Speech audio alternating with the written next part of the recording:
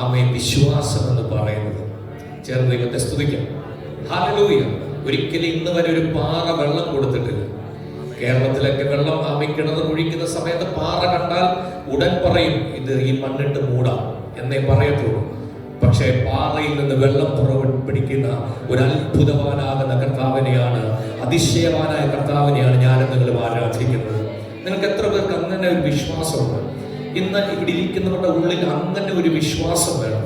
ഒരിക്കലും തബീത ഉയർക്കത്തില്ല, പക്ഷേ അപ്പോസ്തലൻ പറഞ്ഞാൽ തബീത ഉയർക്കും. വിശ്വസിക്കുന്ന അത്ര പേരുണ്ട്. ഒരിക്കലും ചെങ്കടൽ എന്ന് പറയുന്ന കടൽ ഒരു മനുഷ്യനെ കൊണ്ട് ഭേദിക്കുവാൻ പറ്റത്തില്ല. പക്ഷേ വിശ്വാസത്തോടെ ആ വടി നീട്ടിയാൽ ചെങ്കടൽ വിഭാഗിക്കപ്പെടുമെന്നുള്ളത്. ഹല്ലേലൂയ.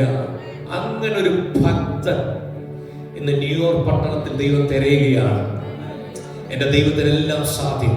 അതാ ലൂക്കോസിന്റെ സുവിശേഷം 1-ാം അധ്യായം അതിന്റെ 37-ാമത്തെ വാക്യം പറയുന്നു, മനുഷ്യർക്ക് അസാധ്യമായതൊക്കെയും ദൈവത്തിന്. അപ്പൊ മനുഷ്യന് സാധ്യമായ കാര്യമുണ്ട്, ഉണ്ടോ ഇല്ലയോ? ഒരാമയും വന്നില്ല. ഒരു ശാസ്ത്രജ്ഞൻ ഒരു കപ്പാസിറ്റി ഉണ്ട്, ഒരു ഡോക്ടറിന് ഒരു കപ്പാസിറ്റി ഉണ്ട്, ഒരു എഞ്ചിനീയറിന് ഒരു കപ്പാസിറ്റി ഉണ്ട്. ആ കപ്പാസിറ്റിയുടെ അപ്പുറം പ്രവർത്തിക്കുവാൻ എന്റെ ദൈവത്തിന് കഴിയുമെന്നുള്ളതാണ്. ആ വിശ്വാസമാണ് യഥാർത്ഥമായ വിശ്വാസം. അതാണ് ദൈവത്തിന് അബ്രഹാമിനെ ഭയങ്കരമായി ഇഷ്ടപ്പെട്ടത്. ഒരാമയും വന്നില്ല. ഒരിക്കലും സാറയുടെ ഉള്ളത്തിൽ അല്ലെങ്കിൽ സാറയുടെ ഉദരത്തിൽ അങ്ങനെ ഒരു കുഞ്ഞ് ജനിക്കുവാൻ സാധ്യതയില്ല. പക്ഷേ അബ്രഹാം വിശ്വസിച്ചു, അത് നീതിയായി അവന്റെ മേൽ കണക്കിട്ടു. നമ്മളുടെ ദൃഷ്ടിയിൽ കാണുന്നതല്ല ദൈവത്തിന്റെ പ്രവൃത്തി. അദൃശ്യമായ കരം എനിക്ക് വേണ്ടി പ്രവർത്തിക്കുമെന്നുള്ള ആ കുശവന്റെ ഹല്ലേലൂയ ചിന്തയാണ് ദൈവത്തിന്റെ കരം എന്നുള്ളത്. അതാണ് ബൈബിൾ പറയുന്നത്. ചതഞ്ഞ മൂടെ മനുഷ്യന് അത് വീണ്ടും ചേർക്കാൻ പറ്റത്തില്ല, പക്ഷെ ദൈവ ചതഞ്ഞ മൂടെ ഉടച്ച് കളയത്തില്ല, ഒടിച്ചു കളയത്തില്ല. പുകയുന്ന തിരി അവൻ കെടുത്തി കളയത്തില്ല. എത്ര വിശ്വസിക്കുന്നു, ആഴത്തിൽ എത്ര വിശ്വസിക്കുന്നു. നിങ്ങൾ ആരാധിക്കുമ്പോഴും അങ്ങനെ ഒരു മെന്റാലിറ്റിയിൽ ദൈവത്തെ ആരാധിക്കണം. രാമേ വന്നില്ല. അലറുന്ന തിരമാലകളുടെ മുകളിലൂടെ നടക്കുക എന്നുള്ളത് ഒരു മനുഷ്യന് സാധ്യമാണ്. പക്ഷെ യേശു ഉണ്ടെങ്കിൽ ദൈവം തന്നെ അതിന്റെ മുകളിലൂടെ നടത്തുവാൻ അവൻ സർവശക്തനാകുന്ന ദൈവമാണ്.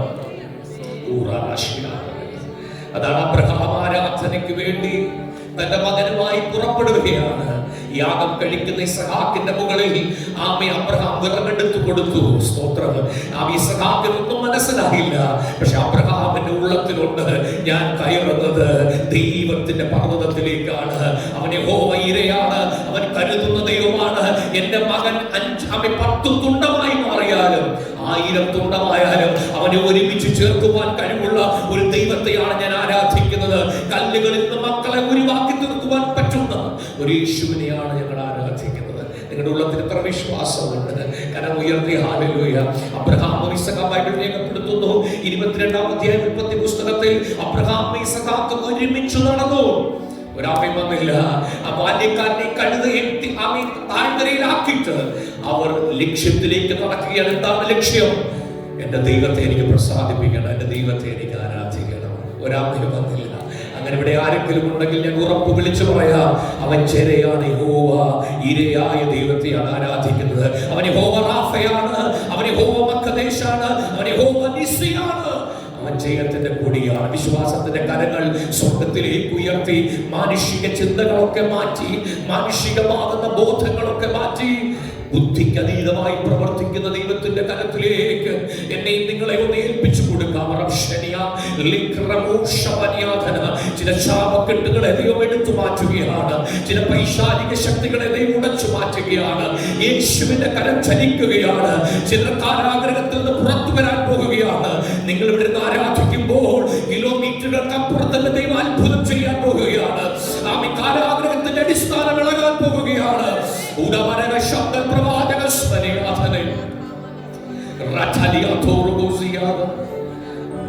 അപൂർണ വിശ്വാസത്തിൽ പ്രഭുക്കന്മാർക്കും ജ്ഞാനികൾക്കും വിവേകികൾക്കും മറഞ്ഞ സത്യത്തെ വെളിപ്പെടുത്തിയ ദൈവം ആ യേശുവിന്റെ കരത്തിലേക്ക് നിങ്ങളെ ഒന്ന് ഏൽപ്പിക്കുമോ? പൂർണ്ണമായി ആ കണ്ണുകളെ വെച്ച് ആ ഹൃദയത്തോടൊന്ന് കൈവച്ചിട്ട് പറയും, ഒരു യോഗ്യതയില്ലപ്പാ, ഒരു യോഗ്യതയില്ലപ്പാ, ഞങ്ങൾക്ക് ഒരു യോഗ്യതയില്ല. യോഗ്യതയില്ലപ്പാ. ഈ വിശുദ്ധിയുടെ മുമ്പിൽ വരുവാൻ, ഈ വിശുദ്ധനാകുന്ന ദൈവത്തെ ആരാധിക്കാൻ, പരിശുദ്ധനാകുന്ന ദൈവത്തെ ആരാധിക്കുവാൻ സറാഫുകൾ പോലും മുഖം മറച്ചു, സറാഫുകൾ പോലും കാൽ മറച്ചു. സറാഫുകൾക്ക് പോലും കാണാൻ പറ്റാത്ത പരിശുദ്ധനാകുന്ന ദൈവത്തെ, നീചനാകുന്ന നികൃഷ്ടമാകുന്ന എന്നെ കൊണ്ട് ആരാധിപ്പിക്കുന്ന ദൈവം ആ പുത്രന്റെ കൃപയാലാണ്. ആ യേശുവിന്റെ കൃപയിലേക്ക് ചാരി കർത്താവിന് മഹത്വം കൊടുക്കുക.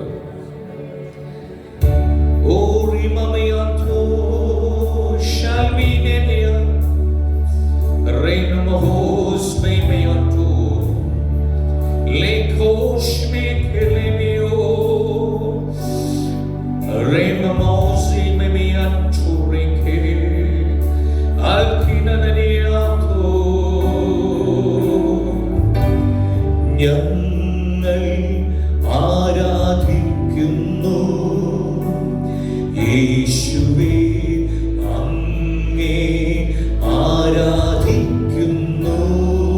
ചേർന്ന് പാടുന്നു. ഞങ്ങൾ ആരാധിക്കുന്നു യേശുവേ, അങ്ങേ ആരാധിക്കുന്നു. അതിന് കാരണമുണ്ട്.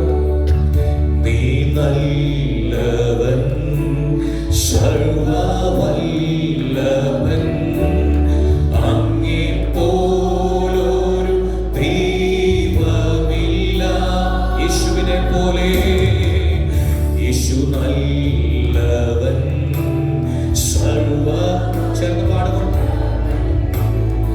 അങ്ങേ പോലൊരു ദൈവമില്ല. ആ കരങ്ങൾ ഉയർത്തി. Hallelujah, hallelujah, hallelujah, hallelujah. യേശുവിന്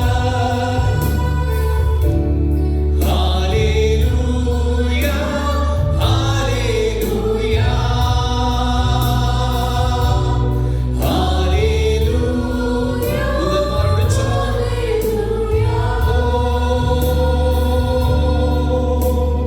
പാപിയ എന്നെയും നീ നിൻ പൈതലാൽ നിൻ പൈതലായി മാറ്റിയല്ലോ. എത്ര പരമാർത്ഥമായ സത്യമായത്. പാപിയ എന്നെയും നീ നിൻ പൈതലായി മാറ്റിയല്ലോ. എന്നെ വിളിച്ചവനെ എന്നെ വിളിച്ചവനെ അവൻ വിശ്വസ്തനാകുന്ന ദൈവം.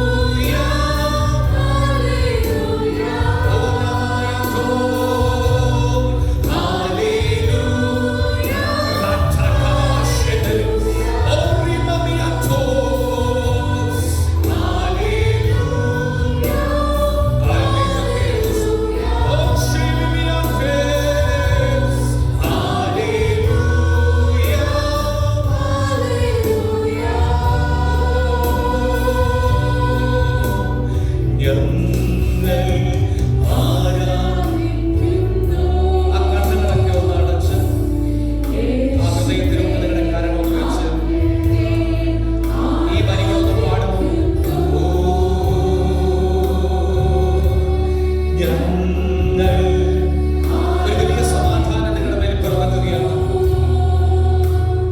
യേശുവേ അങ്ങേ ആരാധിക്കുന്നു. ഹൃദയത്തോട് കർത്താവിനെ ഒന്ന് ചേർത്ത് വെച്ച് യേശു നല്ലവൻ, സർവ്വവല്ലഭൻ, അങ്ങേ പോലൊരു ദൈവമില്ല.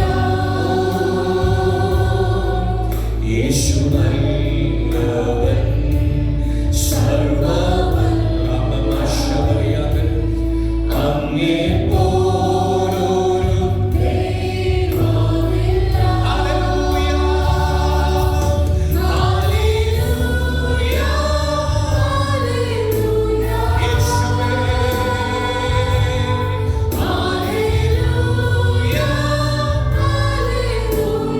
ശക്തിയോടെ കരങ്ങൾ ഉയർത്തി.